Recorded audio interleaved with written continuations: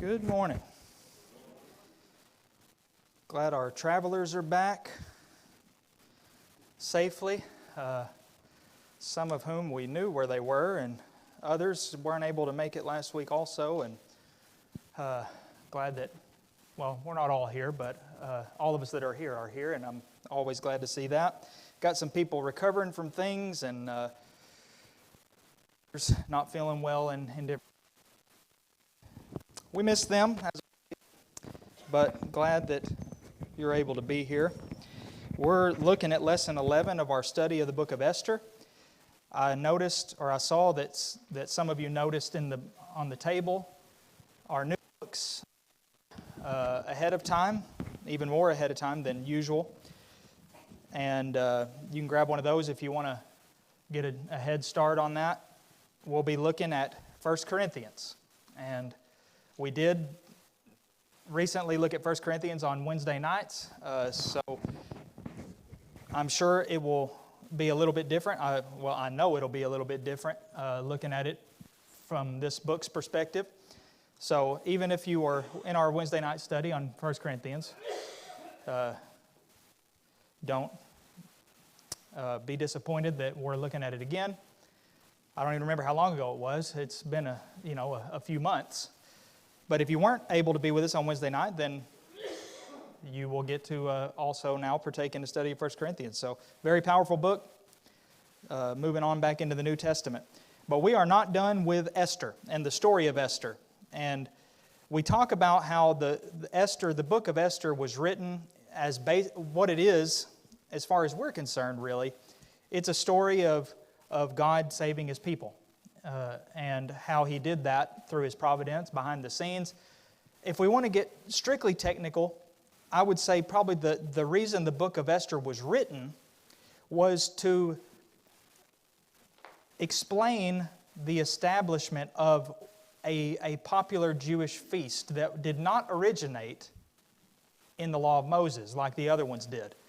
Remember, they had 3 prominent feasts, all 3 took place in Jerusalem, and all the males had to go there those 3 times a year. This one, there was another Jewish feast that is celebrated to this day, time of celebration. And what the book of Esther is a historical backdrop for that feast. It's called Pur, spelled P-U-R, and it means to cast lots. And that's what this book is. As far as the Jews were concerned, it probably had significance. One was God protecting and delivering His people. The other is this is why we celebrate because of this thing that happened, because God protected us and saved us at this time. Well, where we are in the book is the end of chapter 8, and we're going to look at the text, I think, is chapter 8, verse 11, looking through chapter 9, verse 4, and it's about when the day came. The day has come, or it will come in our text here. Xerxes learned about Haman's plot in chapter 7. He was furious. Haman was hanged. But we also read that when Haman was hanged and put to death, the king's wrath sort of faded. He was satisfied. He was kind of over it. We've got to kind of keep in mind that, yes, as his queen, he was favorable to his queen. His queen was a Jew. But this is the king of the Persian Empire we're talking about. He had other things going on. He had big things going on. And he as a rule, is not going to be overly concerned and occupied with what's going on with this certain, of people in his empire. He's got his things going on. So once Haman was put to death, as far as he was concerned, that was kind of the end of it. He saved the queen. He brought justice on the wrongdoer. And, that's it. He apparently wasn't too concerned about the rest of the Jews. And we have to remember, that's why I kind of point out that he's not overly occupied with this situation, because he may not have even remembered the thing.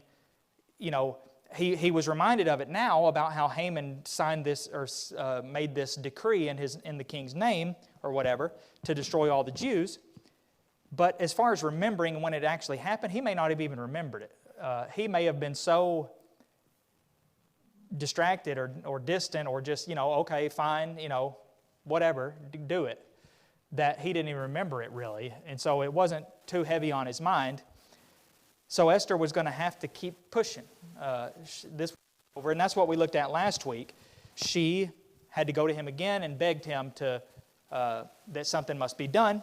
And he granted permission ultimately for her and Mordecai, who had been now in the place of Haman. So Haman,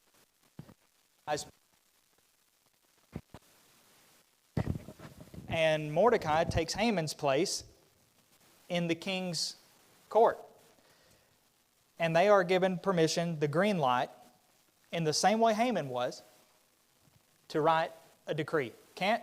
The king can't say and broadcast, that thing that Haman said or decreed is now done.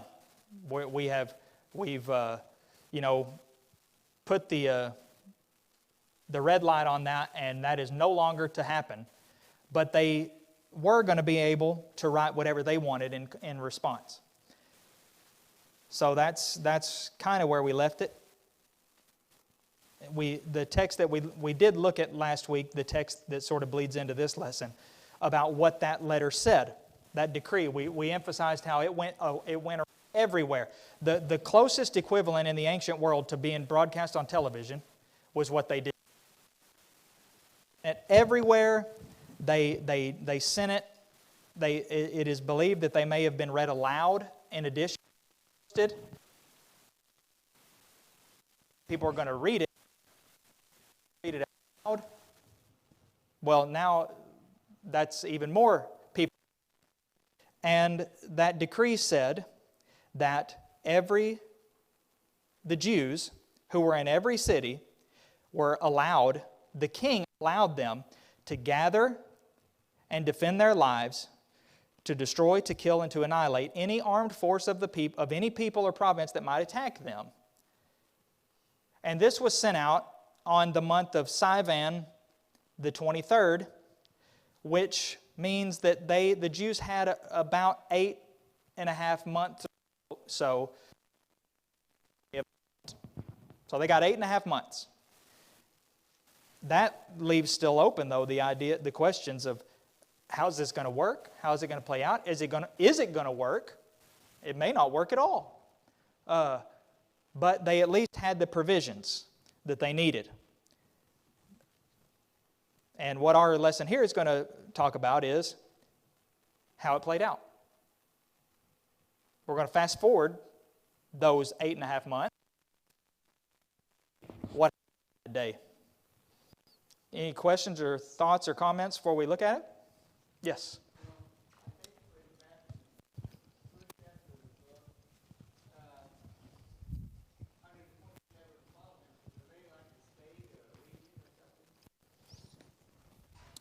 Provinces? Yeah, probably a close equivalent to what I think of as states, yeah, I guess.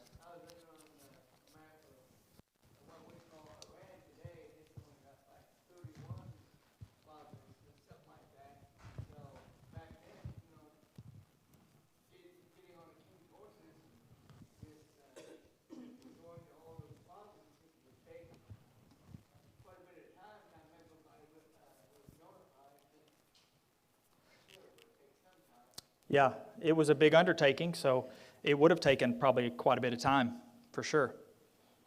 But thankfully, they had quite a bit of time. So and we might want to remind ourselves, the reason, on one hand, we might think, wasn't it kind of not very optimal for Haman and his people to give them, 11 months? But at the same time, that would have given them more time to prepare against the Jews. But also, we can't forget the casting of lots and the role that played. because that also plays a big role in the whole thing that, like we said, pur, P-U-R, means to cast lots. So the casting of lots is very significant in the historical unfolding of this whole event and this tragedy that was hopefully going to be averted. So, spread throughout all the empire, like we said, copies given, so that on that day, they were going to be allowed to defend themselves, up to and including killing them. Not that they would have necessarily wanted to do that, but the king allowed it. And not necessarily that they had to do that, but that the law they would not be held accountable for taking someone's life on that day in those circumstances. Is basically what this decree is saying. The Jews, just like the enemies of the Jews are going to be allowed to do this thing against the Jews are allowed to also do it. So now it's not one-sided. But if you're like me, that in itself wouldn't be the biggest comfort. I would still be pretty nervous, pretty anxious, because I don't want to fight somebody to the death.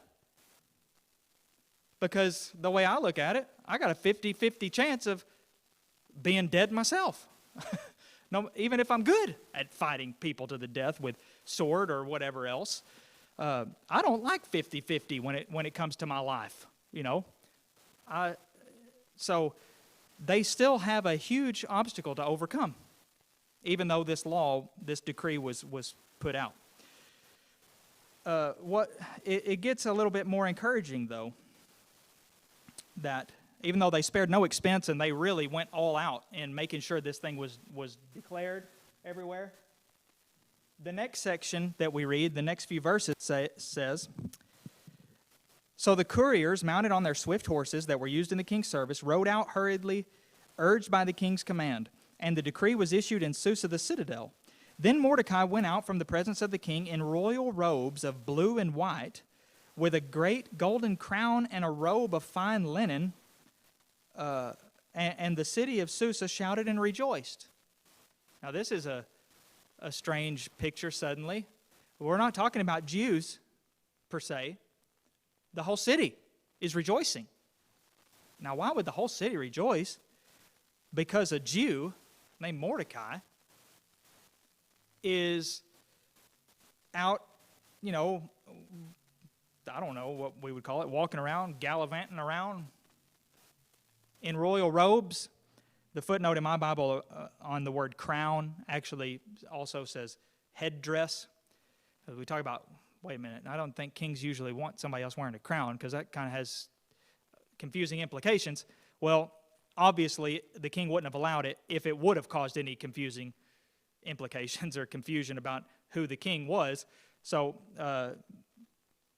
we shouldn't let that sort of distract us or see that as over-the-top detail like some people would.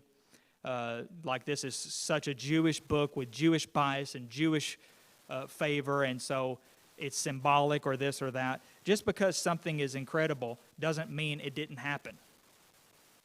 Can't emphasize that enough. Just because something is historically significant and impactful doesn't mean it didn't happen. Doesn't mean that it's just a metaphor or a symbol or an allegory that a people use to represent something else. That doesn't follow logically. That's not the case. Just because it is symbolically relevant to a people doesn't mean that it also isn't historical, because it can be both. So these details about Mordecai, we have every reason to believe they're written because they're true. It's just recording what actually happened.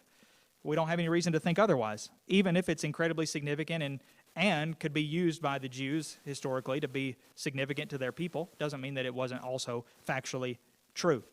So the whole city of Susa is shouting and rejoicing, totally different than maybe before.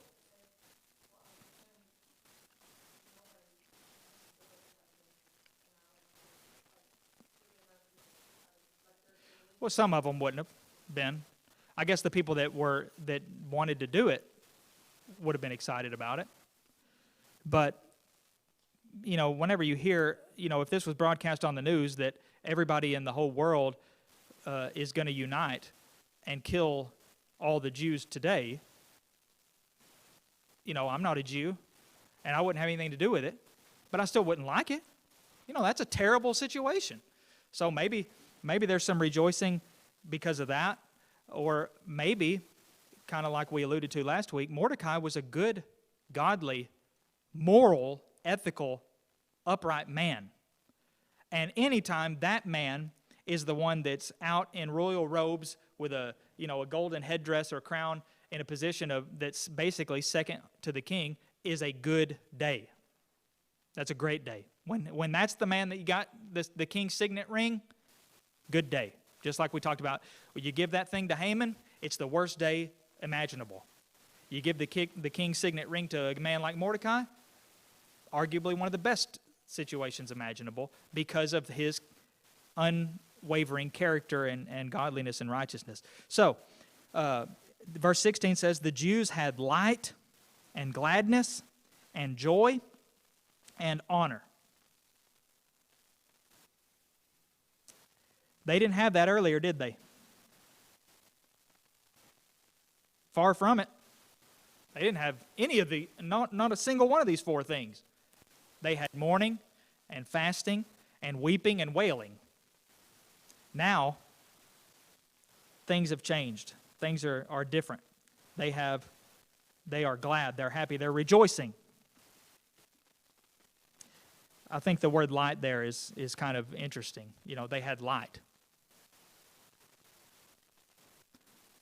How does that go with anything?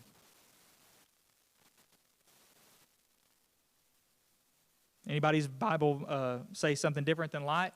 The first word, or not the first word, but the first thing that they had in verse 16?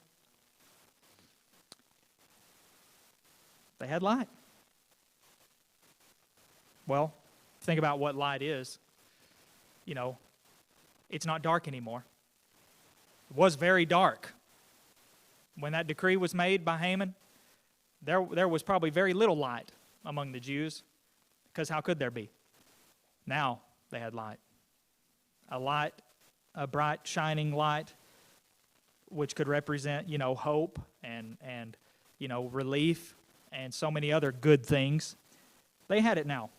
Okay, so it says, in every province, verse 17, and in every city, wherever the king's command and his edict reached, there was gladness and joy among the Jews, a feast and a holiday, and many from the peoples of the country declared themselves Jews. Now, this is a very interesting turn of events. This may be arguably the absolute one of the worst times in history to become a Jew. Don't you think? Because remember, that thing is still active. Haman's decree still active. The only relief that many people would have had, like I alluded to a second ago, would be the people that weren't Jews. Because it's like, boy, this is a terrible situation, but at least I'm glad I'm not a Jew. Because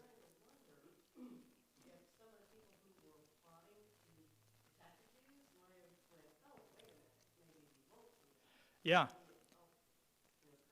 I think they probably did.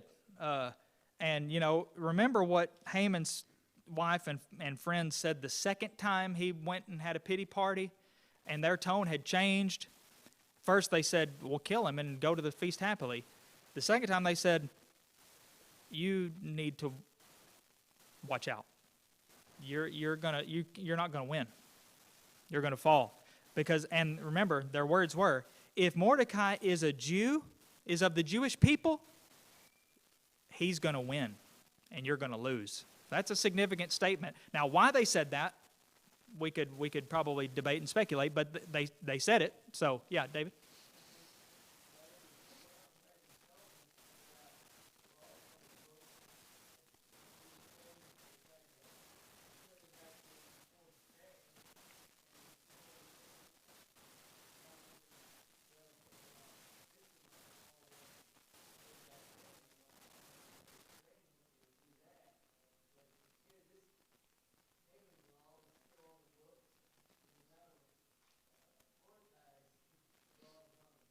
Yeah.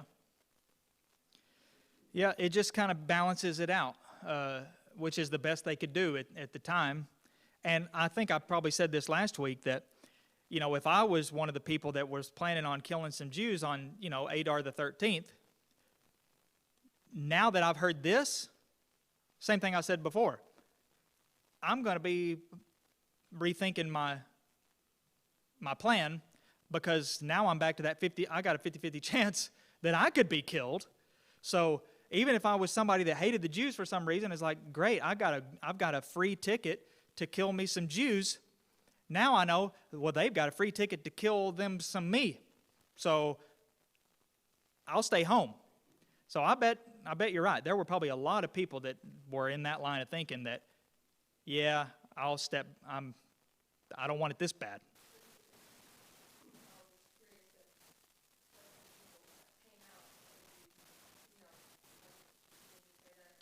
Yeah, many people.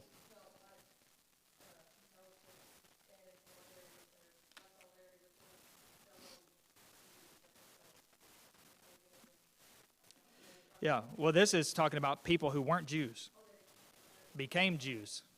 The language, the ESV says they declared themselves Jews, which could mean they said they were Jews that now said we're Jews. But I think the implication is that they were people who became Jews. They declared themselves to be Jews. They wanted to associate themselves with this people. Yeah, Dean.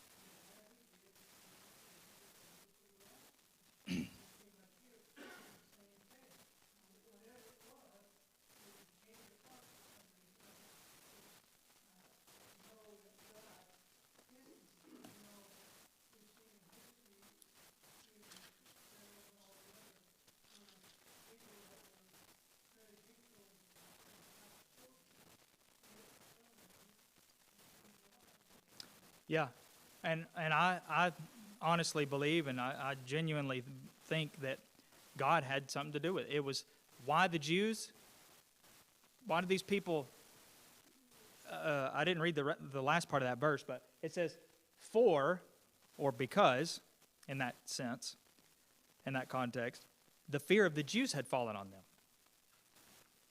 What is that? What's the fear of the Jews?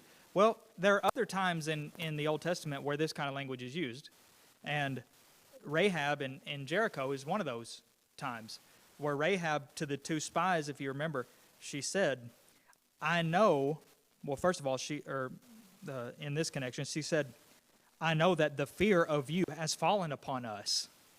Well, in that sentence, in that context, you is the Jews, and us is the people of Jericho.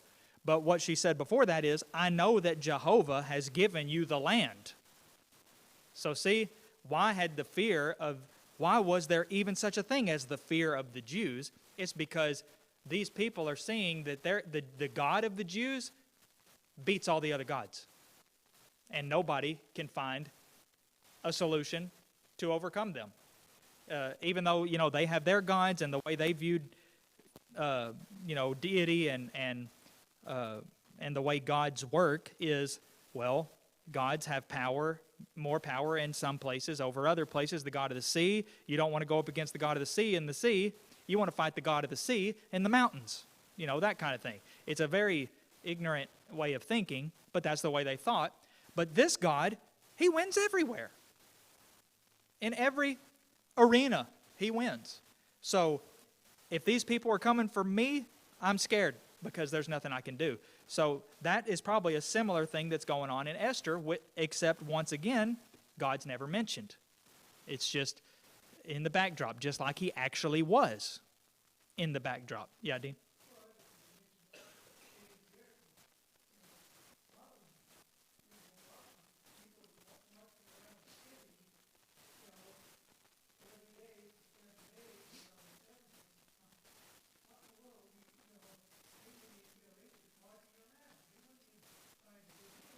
Yeah.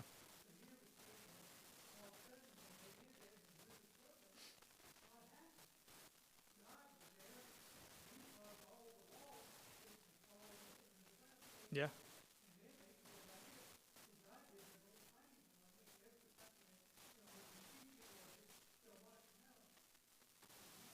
Yeah, God tried to teach his people that lesson in many different ways on many occasions. Jericho was one of them. You know, not a single thing they did made those walls fall, except for the fact that they did exactly what God told them to do, and God made the walls fall. And that's such a powerful lesson for us today in the same exact way. The things that God promises us may not make sense. The A may not make sense with the B. You know, A equals B, except God, when God says, if you do this, I'll do this, it's going to happen, period. Simple as that.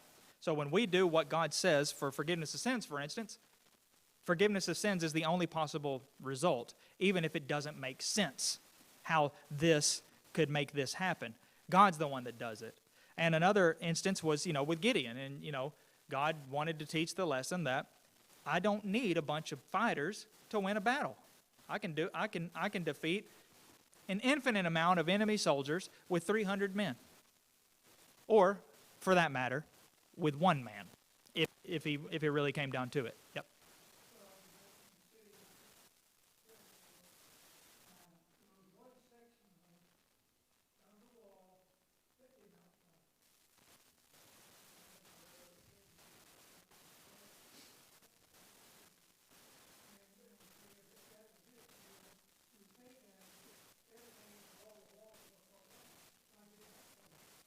Yeah.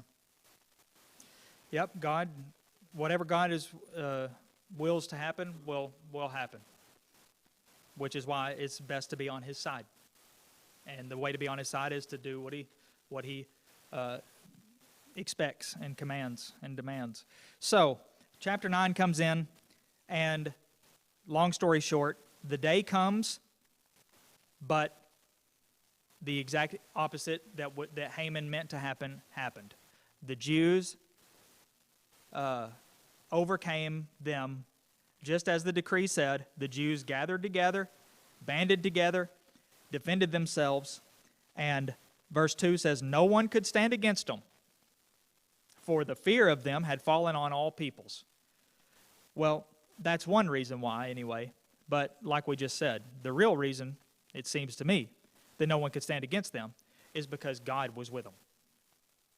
God, and he was with them not just on this day, he had been with them the whole time. And in fact, we could even argue that God may have had to do a minimal amount of work on Adar the 13th, because he had already done so much to help them help themselves for the last 11 months. So even if God wasn't, because somebody might say, well, if God was going to save them on that day anyway, then why'd they have to go through all this trouble and stress? God could have just told them, don't worry, I'm going to save your lives. Don't worry about it. Well, that's not the way it worked. God had been working to help them overcome, and that's such a powerful lesson for us today, even more so than when God, struck down 185,000 enemy soldiers outside the gates of Jerusalem at once. That's an amazing situation and a powerful lesson about God's power, but that's not going to happen today. But everything that happens in the book of Esther could happen today, because that's the way God still operates, or the way that he operated in this case is we have no reason to believe that he doesn't still operate, and we have every reason to believe he does. So that's why it's so powerful. Everything that happened in the book of Esther could be traced back to God. God was working. And so many things that happened before the book of Esther even started. Yeah, Dean?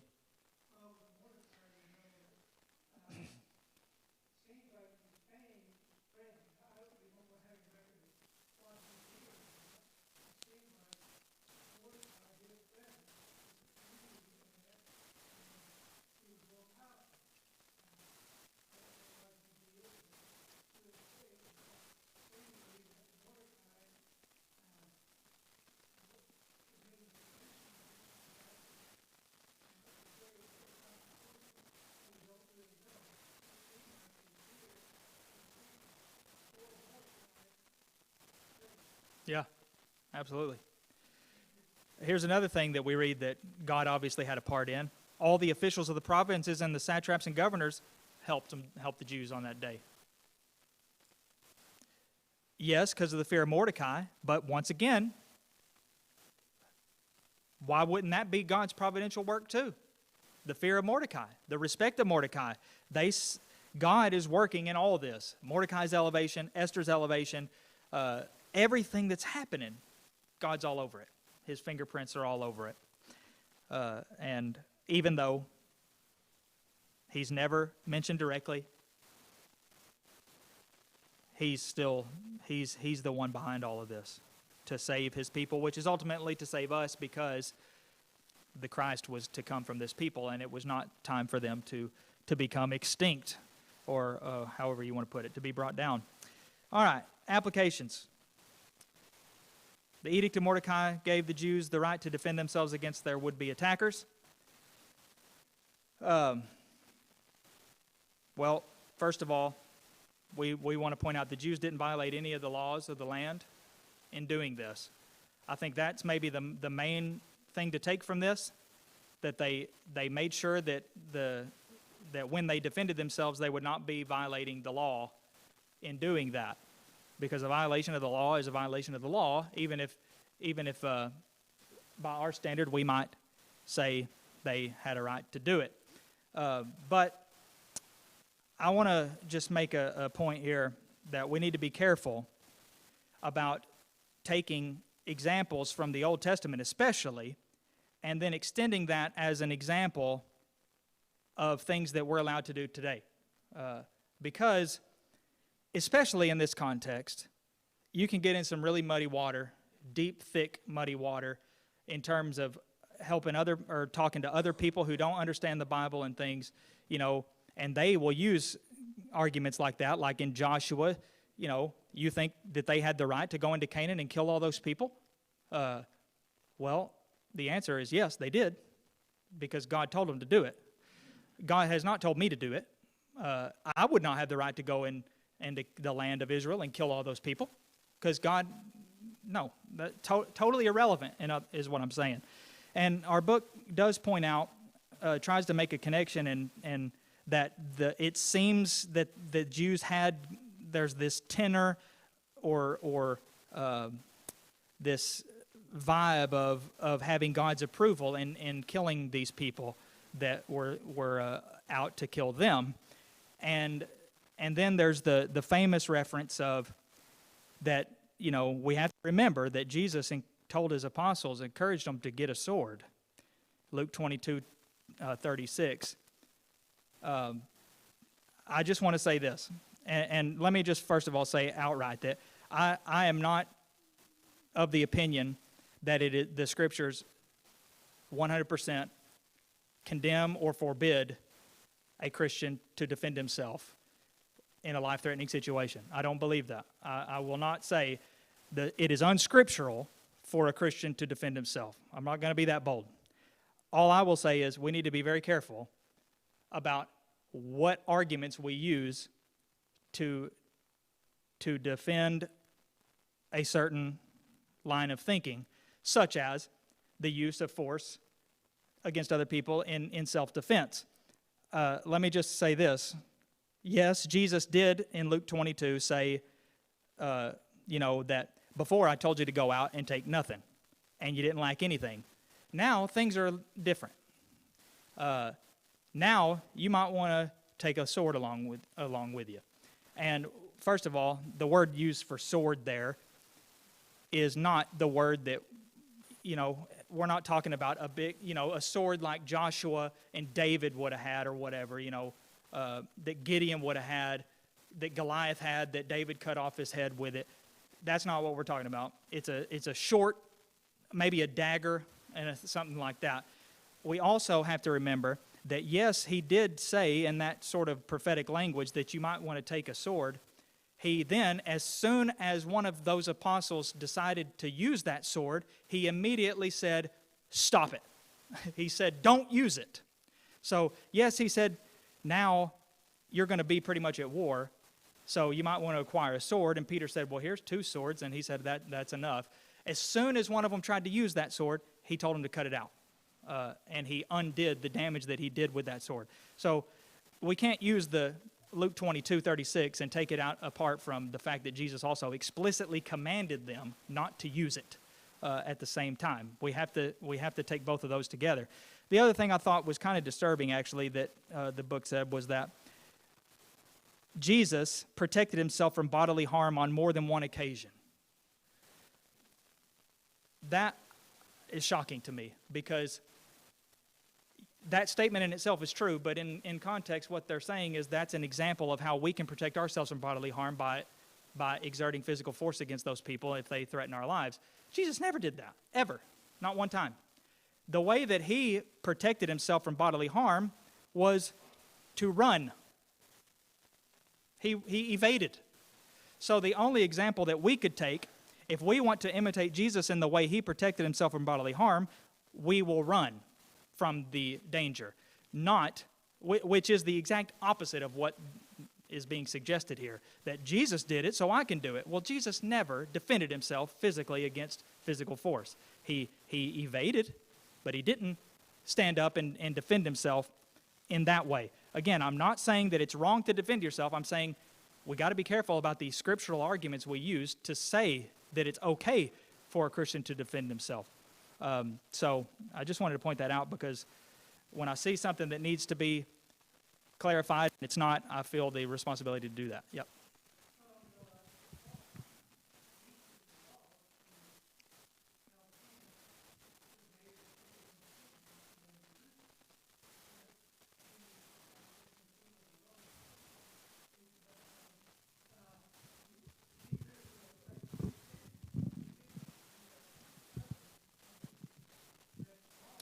Yeah. Yeah. Paul, and you could say that was Paul defending himself, protecting himself, but he used the law to do it. He took advantage of legal provisions to protect himself from being unlawfully put to death or unjustly put to death. Again, I can't say enough. I'm not saying that the scriptures inherently and explicitly condemn the prospect of physical self-defense, but the arguments that people normally use to say that a Christian is allowed to don't work. It's not as easy as just saying, well, look, these people, and Esther did it, and it seemed to have God's approval. Well, that reasoning doesn't work for the reasons I already talked about with Joshua and others. There were that was a different time. God, can't use that. We might as well start using the Old Testament for musical instruments in worship if we're going to do that.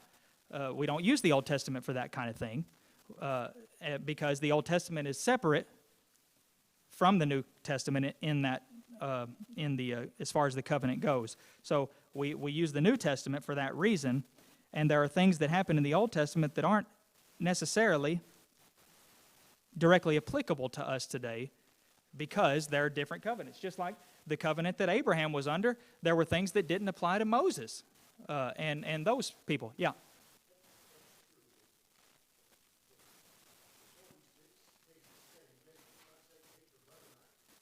That's true. Yeah.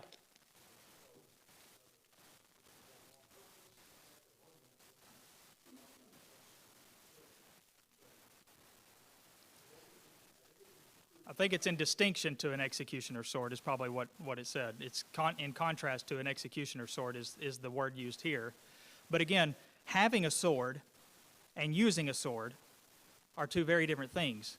And as far as the New Testament text is concerned, we do know that Jesus told them that they might want to acquire one, and there's reason to believe that he's making a point there rather than telling them they need to get it to use it against people. We also know that as soon as they used it, he told them to stop, not to use it.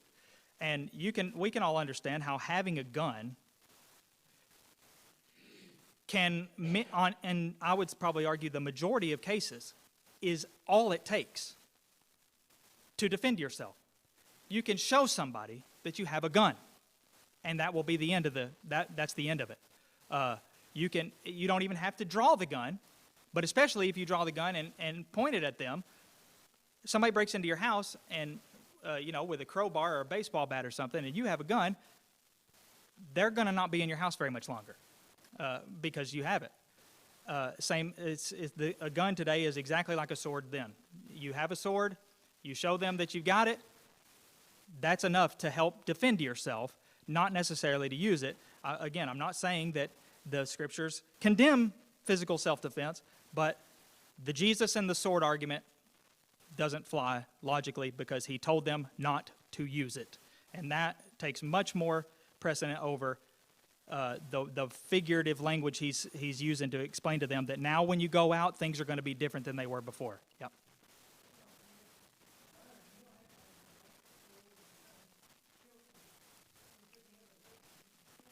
Yeah, that's true too. Yeah.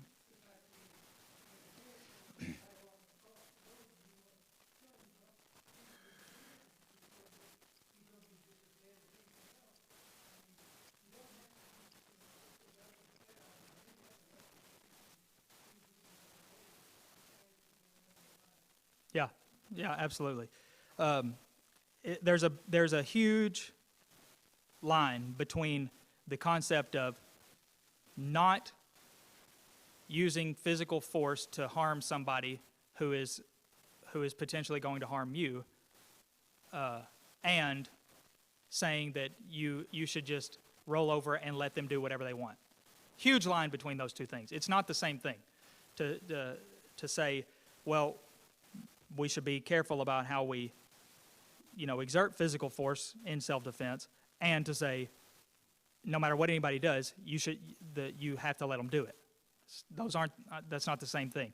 There are many different ways that a person can defend himself, and all I'm saying is we need to be careful using the scriptures to justify the things that we think ought to be true, such as that it's perfect.